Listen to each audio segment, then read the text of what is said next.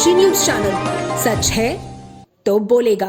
काशी में सत्संग मंडल के संरक्षक आचार्य सूर्यलाल मिश्र शास्त्री एवं संस्था के कार्यकारी अध्यक्ष देवेंद्र कुमार पाठक द्वारा छोटी गैबरी पर संयुक्त प्रेस वार्ता का आयोजन किया गया।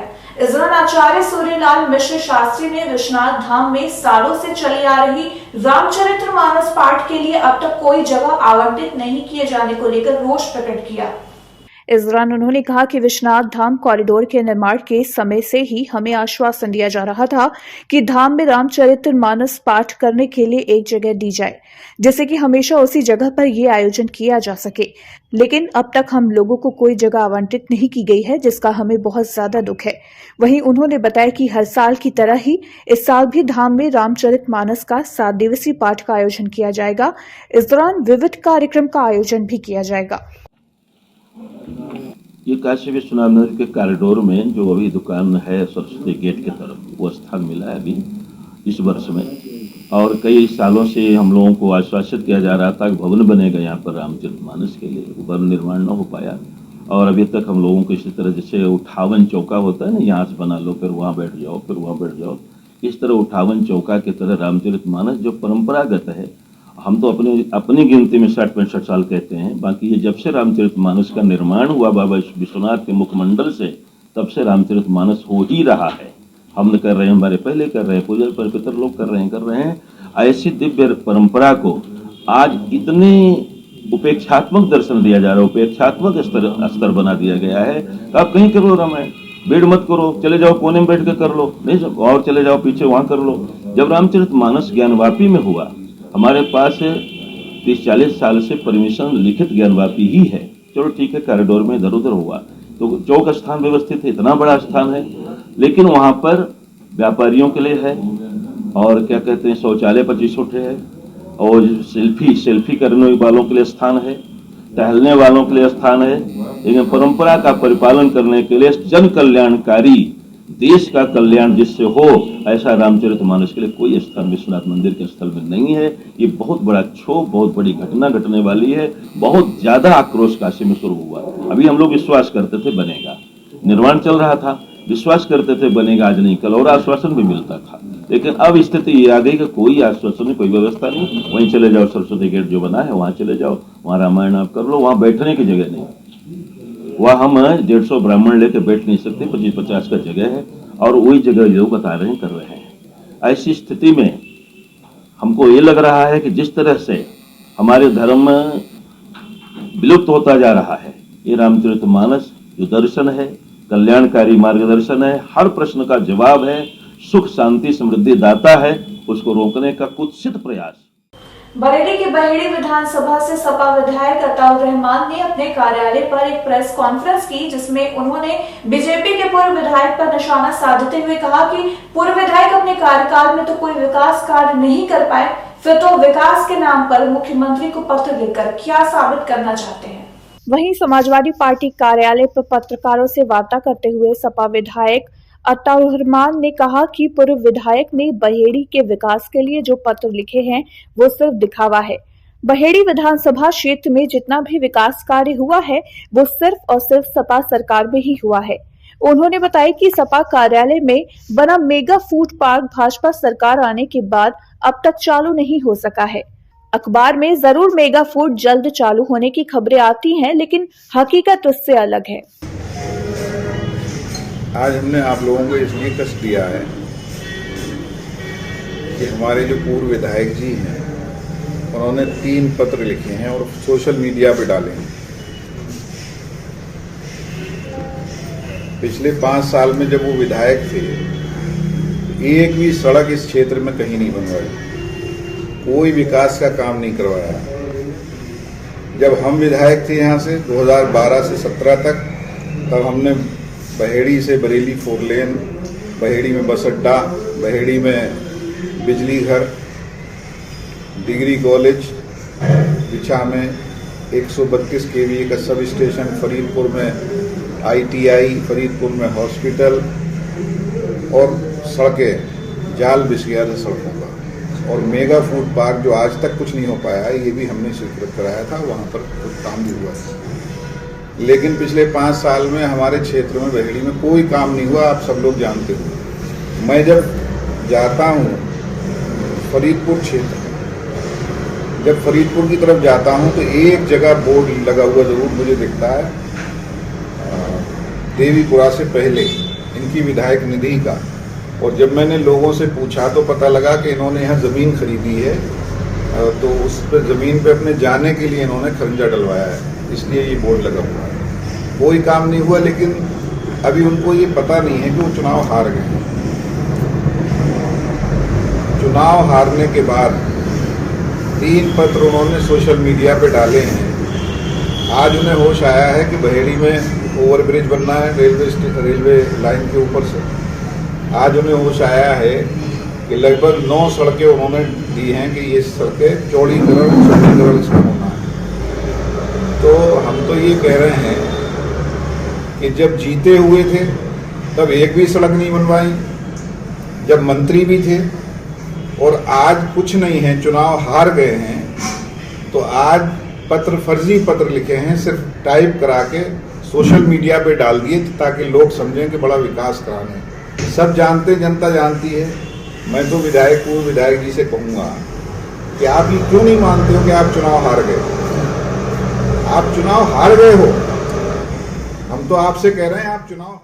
उत्तर प्रदेश उद्योग व्यापार संगठन बरेली में हर साल की तरह इस साल भी मकर संक्रांति पर खिचड़ी सहभोज का कार्यक्रम आयोजित किया गया, जिसमें मुख्य अतिथि के रूप में जिलाधिकारी शिवाकांत द्विवेदी मौजूद रहे। उत्तर प्रदेश उद्योग व्यापार संगठन ये कार्यक्रम पिछले 6 वर्षों से लगातार करता चला आ रहा है। बरेली थाना कोतवाली के सामने खिचड़ी सहभोज का कार्यक्रम कराया गया। उसके मुख्य अतिथि जिलाधिकारी शिवाकांत द्विवेदी रहे। साथ ही विशेष अतिथि के रूप में वरिष्ठ पुलिस अधीक्षक अखिलेश कुमार चौरसिया और कैंट विधायक संजीव अग्रवाल शामिल हुए। कार्यक्रम में भारी संख्या में लोगों ने खिचड़ी भोज का आनंद उठाया। लोहड़ी और मकर संक्रांति के शुभ अवसर पर ये जो उत्तर प्रदेश उद्योग व्यापार संगठन बरेली परिवार हर वर्ष कोतवाली क्षेत्र पे खिचड़ी सहभोज और खिचड़ी वितरण का कार्यक्रम करता है। हमारे देश की धार्मिक और सांस्कृतिक परंपरा का प्रतीक है कि मकर संक्रांति के शुभ अवसर पर सभी को खिचड़ी का कार्यक्रम किया जाता है। इसका बड़ा ही पुण्य है खिचड़ी सहभोज का, और इस पुण्य में समस्त संगठन के पदाधिकारी सहभागी बनते हैं। उन सबको बहुत बहुत बधाई और हार्दिक शुभकामनाएं। जौनपुर में केमिस्ट एंड ड्रगिस्ट एसोसिएशन की आम सभा में वाराणसी मंडल की औषधि अनुज्ञापन अधिकारी नरेश मोहन दीपक एवं ड्रग इंस्पेक्टर चंद्रेश द्विवेदी ने शिरकत कर दवा विक्रेताओं को बेहतर क्वालिटी की दवाओं को मार्केट में बेचने की सलाह दी। इस दौरान कार्यक्रम में केमिस्ट एवं ड्रगिस्ट एसोसिएशन के प्रदेश अध्यक्ष दिवाकर सिंह ने अतिथियों का माल्यार्पण कर स्मृति चिन्ह देकर उनका स्वागत किया। इस मौके पर वाराणसी मंडल के औषधि अनुज्ञापन अधिकारी नरेश मोहन दीपक ने कहा कि नकली दवा विक्रेता और नकली दवा कंपनियों पर कठोर कार्यवाही के लिए ट्रैकिंग की जा रही है। नकली दवाओं के सौदागरों को चिन्हित कर उन पर कार्यवाही की जा रही है। ऐसे में सभी दवा विक्रेता सतर्क हो जाएं और नकली दवाओं का बहिष्कार कर मानक के अनुरूप निर्मित दवाओं को अपनी दुकानों पर रखें, जिससे लोगों के स्वास्थ्य के साथ खिलवाड़ न हो। उन्होंने कहा कि डॉक्टरों को भी चाहिए कि ज्यादा बचत के लिए मानक के विपरीत बनने वाली दवाओं को मरीजों को न लिखें, बेहतर क्वालिटी की दवाओं का प्रयोग करें, जिससे लोगों के स्वास्थ्य पर विपरीत असर न पड़े।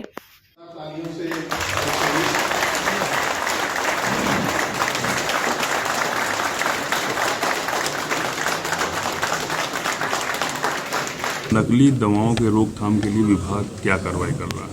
देखिए, नकली दवाओं की रोकथाम के लिए विभाग अपने स्तर से हमेशा प्रयासरत रहा है और हमेशा रहेगा, लेकिन इसमें हमको पब्लिक के सहयोग की भी आवश्यकता है, अब दवा व्यापारियों की भी सहयोग की आवश्यकता है, और पत्रकार महोदय जैसे कि आप सब हैं, मीडिया कर्मियों की भी आवश्यकता है। मतलब समाज के हर वर्ग का हमको सहयोग चाहिए, जिसमें पर्टिकुलर जो डॉक्टर समाज है हमको उसका भी सहयोग चाहिए कि वो किसी भी ऐसी कंपनी का जो ब्रांड है जो वेल नोन ना हो, या मतलब अननोन कंपनियों के भी जो प्रोडक्ट हैं उनको ना प्रिस्क्राइब करें, जिससे कि मेडिकल स्टोर संचालक को भी मजबूरी ना हो उस मेडिसिन्स को रखने के लिए या प्रोवाइड कराने के लिए। तो इसमें सभी मिलके ही कार्य करें तभी जो है इसकी रोकथाम हो सकती है, नहीं तो जिस तरह से ये बहुत तेज़ी से देख रहे हैं कि बढ़ता जा रहा है। और पहले तो हमको ये था कि भाई बिना बिल के अगर जो कोई दवा है तो वो संगठित हो जाती है, लेकिन आजकल तो बिल के साथ भी मिल रही है, तो उसमें बड़ा डिफाइन करना दिक्कत बड़ी पैदा हो रही है। हम सभी जिम्मेदार हैं। जहाँ भी पैसे का लालच आएगा तो उसमें कोई एक व्यक्ति जिम्मेदार नहीं रहता है, उसमें तो पूरा समाज ही जिम्मेदार होता है। हाँ, नैतिक जिम्मेदारियाँ हमारी है उसको रोकथाम करने के लिए हम लोग प्रयास कर रहे हैं कि इसको आप देख रहे होंगे कि बनारस मंडल में काफ़ी हद तक जो है कंट्रोल करने का प्रयास किया जा रहा है, लेकिन एकदम से हम ये नहीं कह सकते हैं कि अब ये समाप्त हो गई है। इसके लिए कोई विशेष मुहिम चलाने की जरूरत है? देखिए, इसमें कोई विशेष मुहिम चलाने की आवश्यकता नहीं है। इसमें लगातार सैंपलिंग तो हो ही रही है, लेकिन इसकी ट्रैकिंग की आवश्यकता है। उसके लिए प्रयास किए जा रहे हैं कि एक्चुअली क्या है कि बनारस से ट्रैकिंग होना थोड़ा सा मुश्किल है, क्योंकि ये सारी की सारी जो दवाएं हैं ये इसके लिंक सारे आपका उत्तराखंड से और हिमाचल से ही हैं। तो इसके लिए हिमाचल प्रदेश की जो गवर्नमेंट है, वहाँ की जो इन्फोर्समेंट एजेंसी है उनको, और उत्तराखंड की जो इन्फोर्समेंट एजेंसीज हैं उनको ज़्यादा प्रयास करने की आवश्यकता है, क्योंकि एक एक दुकान से हम लोग इसको पकड़ेंगे तो नहीं पकड़ पाएंगे। इसको हमको जो कार्रवाई करनी होगी वो सटीक कार्रवाई इंफॉर्मेशन बेस पे उन निर्माणशालाओं पे करनी होगी जहाँ से ये बन रही हैं। हल्ला बोल कार्यक्रम चलाने वाले हैं जी, क्या मकसद है उसका? उसका मकसद है जो ऑनलाइन का विरोध करना हमारा। और आज जो आप बात करते हैं कि डुप्लीकेट नकली दवाएं बिक रही हैं, उसका कारण जो है ऑनलाइन है। सबसे ज़्यादा नकली दवाएं ऑनलाइन के थ्रू बिक रही हैं, जिस पर सरकार कोई रोक नहीं लगा पा रही है। तो हम उसके खिलाफ हल्ला बोल कर कार्यक्रम करेंगे, जो गांव देहात से शुरू होकर के शहर तक आएगा और पूरे देश में फैलेगा। और इस तरह से हम ऑनलाइन बिक्री को बंद कराने का पूरा प्रयास करेंगे। 2024 तक विभिन्न कार्यक्रमों द्वारा हम ऑनलाइन को बंद कराएंगे। क्या ऑनलाइन दवाएं जब से आई हैं तब से ये डुप्लीकेट आना शुरू, इसके पहले डुप्लीकेट नहीं बिकती थी? उसके कारण में जाइए कि जब से ऑनलाइन दवाएं आई, ऑनलाइन वाले बड़े व्यापारी हैं, वो अपने व्यवसाय से अपनी पूंजी को बर्न कर रहे हैं हमको ख़त्म करने के लिए। तो हमारा व्यापारी भी उनसे कंपटीशन करने के लिए उनके कंपटीशन में खड़ा हो रहा है, और खड़ा हो रहा है तो फिर कहीं ना कहीं उसके पैर भटक रहे हैं। तो इसकी वजह से सबसे ज़्यादा परेशानी आई है। जिस दिन इस पर कंट्रोल हो जाएगा, हम तो ये जो ऑनलाइन ये विरोध नहीं करते कंज्यूमर का कि उसको 20% मिल रहा है, लेकिन अभी नीति आयोग ने भी कहा है, उसके मेंबर ने, कि 20% जो दिया जा रहा है ये गलत है, इसकी वजह से जो है दुरुपयोग बढ़ेगा। तो मेन जो इसका कारण है ये दवाओं का कम रेट में बिकना, ये बहुत बड़ा कारण है। उत्तर प्रदेश भाईचारा कमेटी के प्रदेश अध्यक्ष प्रमोद वर्मा के नेतृत्व में शुक्रवार को गुदौलिया चौराहे पर जानलेवा चाइनीज मांझे के खिलाफ जागरूकता अभियान के तहत बच्चों को पतंग दी गई। साथ ही अपील की गई कि चाइनीज मांझे का कतई प्रयोग न करें। यदि कोई इसका प्रयोग करता है तो उसे रोकें और बेचने वालों के खिलाफ पुलिस से शिकायत भी करें। वहीं गुदौलिया चौराहे पर मौजूद लोगों से अपील की गई कि वो भी इस अभियान में सहयोग करें, अपने आसपास के लोगों को भी जागरूक करें। चाइनीज मांझा मनुष्यों के अलावा पशु पक्षियों के लिए भी घातक है। सरकार के प्रतिबंध लगाए जाने के बावजूद इसकी बिक्री पर रोक नहीं लग पा रहा है। वहीं उन्होंने कहा कि चोरी से इसे बेचने का धंधा जारी है, लोगों के जागरूक होने से इस पर प्रतिबंध लग सकता है। पूरे बनारस के हर इलाकों में, गली पे, चौराहे पे, घाटों पे सारा अभियान चलाया गया कि चाइना मंझे से परहेज करें, क्योंकि चाइना मंझा और भारतीय मंझे से आप पतंग उड़ाएं। भारतीय मंझा आप जानते हैं कि बरेली का मंझा होता रहा हिंदुस्तान में, पूरे हिंदुस्तान में बरेली का मंझा जाता था, और जब से चाइना का मंझा आने लगा लोग बरेली के मंझे को छोड़ दिया। पहले लोग सद्दी से उड़ाते थे, बरेली के मंझे तो उड़ाते रहे। और प्रमोद वर्मा जी और हम लोगों के भाईचारा कमेटी का ये जागरूक है कि बनारस के अंदर देखिए इंसान की अगर मूड़ी कट जा रही है तो वो तो हॉस्पिटल चला जा रहा है, उसको 4 आदमी बचा ले रहे हैं, लेकिन जानवर अगर पेड़ में फंस जा रहे हैं, ऊपर फंस जा रहे हैं, तो जानवर किसी भी सूरत से छोड़ा नहीं पा रहे हैं, उनकी जान चली जा रही है। हम इसीलिए हम लोग चाइना मंजे का विरोध करें। बरेली का मंजे में एक खासियत ये है कि वो एक बार अगर फंसता है तो टूट जाता है। चाइना का मंजा किसी भी कारण से टूटता नहीं है, यही वजह है कि लोगों की नस कट जा रही है। आपने देखा पुलिस प्रशासन कितना दोषी है कि आसपास में बिक रहा है फिर भी काम नहीं, देखिए पुलिस प्रशासन की बात, जहाँ तक प्रशासन की बात है, प्रशासन ने देखिए प्रशासन हर तरीके से जा रहा देख रहा है। अभी आपने देखा जो 21 कुंतल बरामद किया गया वो बनारस के लिए काफ़ी था वो, तो हम पुलिस को ऐसा नहीं कि पुलिस ने 21 कुंतल पकड़ा, 30 करोड़ में 30 कुंतल में चल जा रहा है। नहीं, देखिए मंजा सारे लोग पतंग नहीं उड़ाते हैं, पहली बात समझिए, पतंग लोग नहीं उड़ाते सारे लोग, जो बच्चे पतंग उड़ाते हैं, जो लोग रहते हैं। और कारगर साबित होगा आपका ये अभियान? नहीं, अभियान साबित हो रहा है। इसमें हमें देखिए आम जनता जो है जागरूक होना है, हमें आम जनता को जगाना है। अगर आम जनता समझ जाएगी कि नहीं इससे जान इंसानी ज़िंदगी जा रही है, पशुओं की जो यहाँ तक कि बकरी बकरा और गाय भी कट जा रहा है, यहाँ परिंदे को छोड़ दीजिए, वो जानवर बेमुँह का जानवर जिस तरह के इंसान चल रहा सड़क पे उस तरीके से आपके जानवर को भी लग जा रहा है, गाय को भी कट जा रहा है, सांड को भी कट जा रहा है, ऐसा नहीं है। लेकिन प्रशासन ने अब उसके बाद राडार तो लगा नहीं, देखिए बात है वो जहाँ पता चल रहा उसको पकड़ ले रही। खबरों से जुड़े रहने के लिए आज ही सब्सक्राइब करें हमारा YouTube चैनल डनकाशी, और हाँ, लेटेस्ट अपडेट्स के लिए बेल आइकन को प्रेस करना ना भूलें। और आपके पास है कोई जानकारी या है कोई सूचना तो हमारे दिए गए नंबर पर आप हमसे संपर्क कर सकते हैं।